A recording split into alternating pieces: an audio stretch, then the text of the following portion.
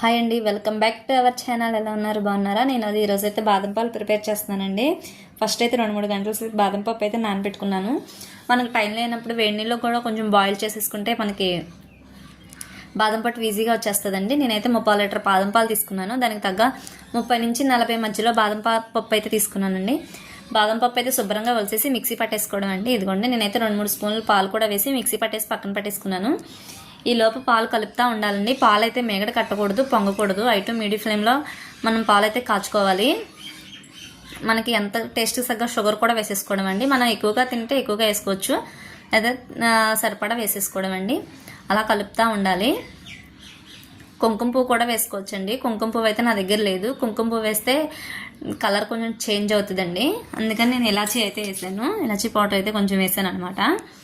మనం మిక్సీ పట్టుకున్న బాదం పేస్ట్ కూడా పాలలో మరుగుతున్న పాలలో వేసేసుకోవడమే. మనం బాదం పేస్ట్ వేయగానే పాలు అయితే కొంచెం చిక్కపడతాయండి. అందుకని కలుపుతూ ఉండాలి. అడుగు పడుతుంది కొంచెం మాడినట్టుగా.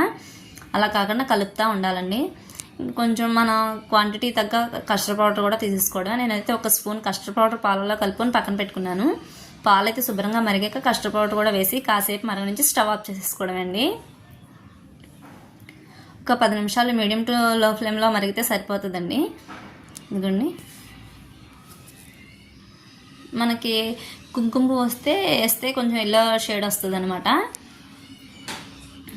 ఇంకా మనకి పాలు అయితే శుభ్రంగా మరిగిపోయినాయండి.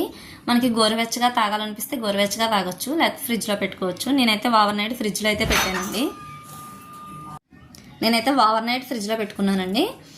ఇదిగోండి, ఇంకా గ్లాసులో వేసేసుకున్నాను. స్టవ్ చేసేసుకోవడమే. కొంచెం బాదం పప్పు, జీడిపప్పు కూడా కట్ చేసి పక్కన పెట్టుకున్నాను. అది కూడా మనం వేసేసుకొని స్టవ్ చేసుకోవడమే. చాలా బాగున్నాయండి బాదం పాలు. నేను ఫస్ట్ టైం అయితే ట్రై చేశాను, చాలా బాగా వచ్చినాయి.